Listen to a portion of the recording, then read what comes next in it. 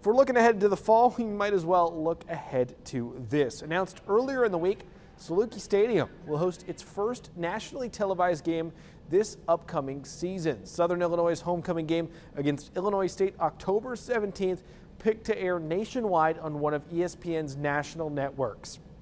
Illinois State last season, national runners-up. SIU, they missed out on the playoffs, but when they played each other, SIU won 37-7. This is SIU's first appearance on ESPN since 2023.